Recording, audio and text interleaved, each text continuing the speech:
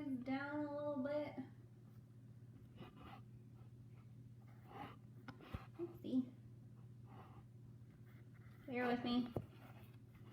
We'll get there.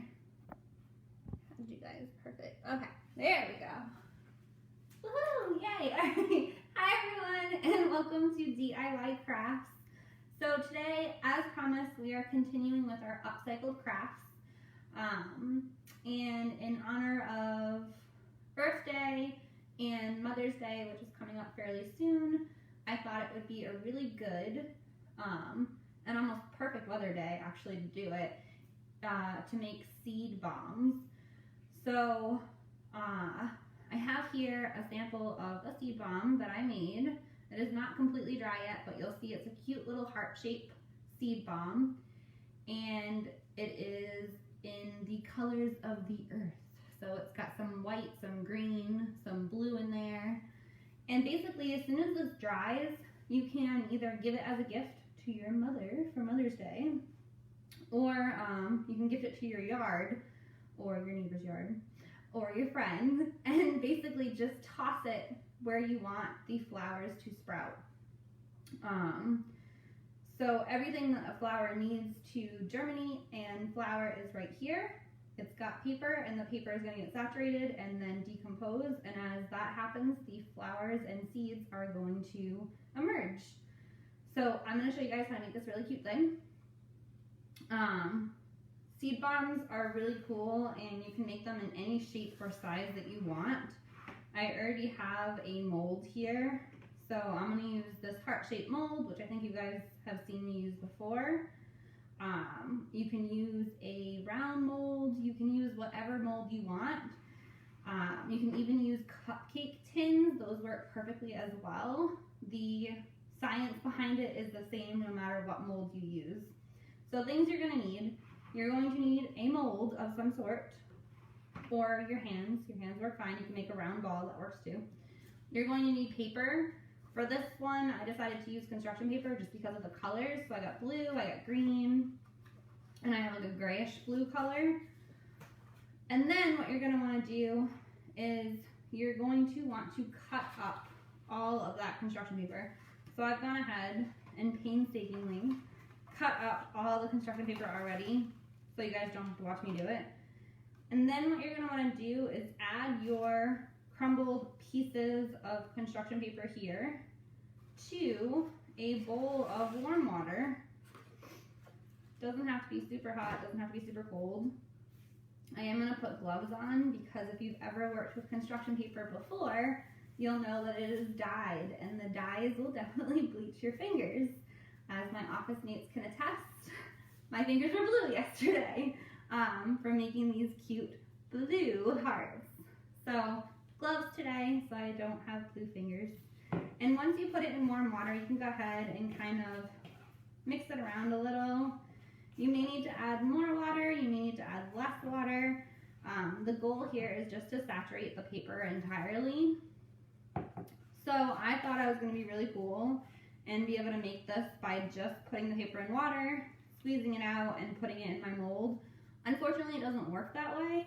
You really need to make a pulp out of this paper, and the only really good way to make a pulp out of paper, or paper pulp, is one, to have a paper machine, which clearly we do not have here, or two, to use a blender. So we're gonna take our saturated construction paper that's already starting to bleed color, and we're just gonna plop it right on in here, and we're gonna blend it. And if for some reason your blender does not blend this, just add more water. More water is really what's gonna make this work. So I got this in here. I'm gonna go ahead and put the cover on my blender.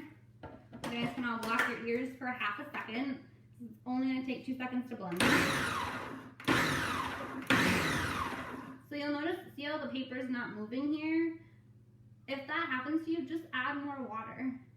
Because what's going to happen is we're going to strain all that pulp and all the water out. So that's what we're going to do. We're going to take a little bit more water, and we're going to go ahead and add it to the top. So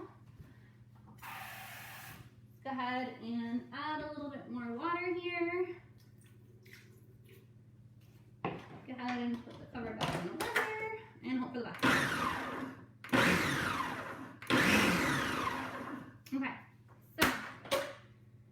we're gonna take this off. You're gonna go ahead and scrape down the sides a little, making sure that all that paper is right where it needs to be. Put it back on the blender. Sometimes this takes a little while, but like I said, if worse comes to worse, you can always add more water.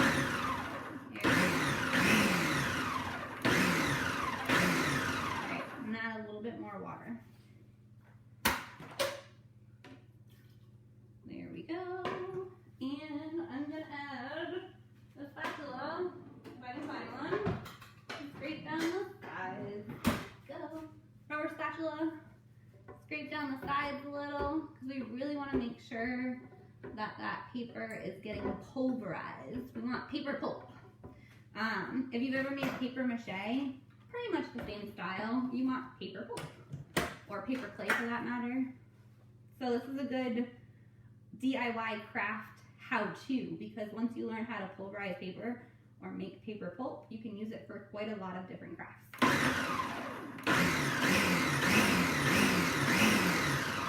Sorry, it's loud.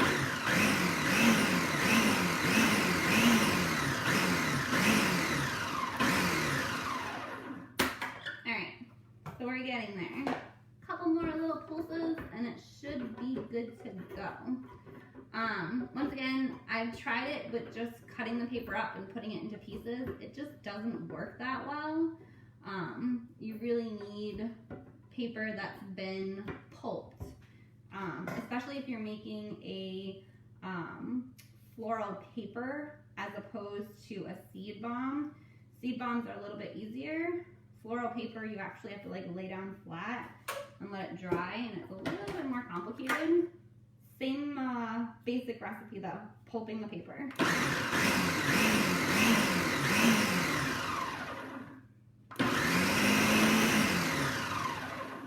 Alright, I'm gonna add maybe just a little bit more water.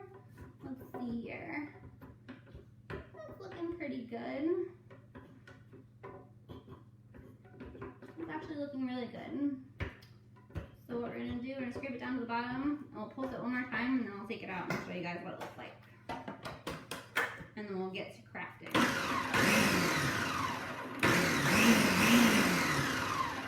Perfect. Alright, so take this out. Take the sharp objects out, because I don't want to mess with that. And then what you have left is this mushy paper craziness right now. So I'm going to take the same bowl that I put paper in originally, take a strainer or a colander, whatever you want to call it, and I'm just going to scrape all that paper into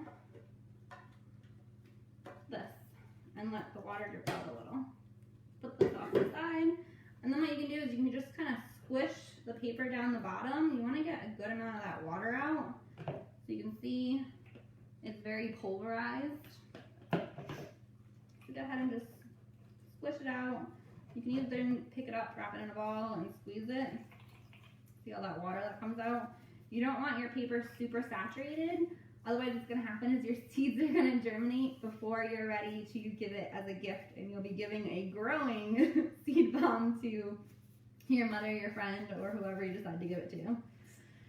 So you're going to squeeze out a good amount of the water. See that cool earth color? Pretty exciting about that. Squeeze out a good amount of the water.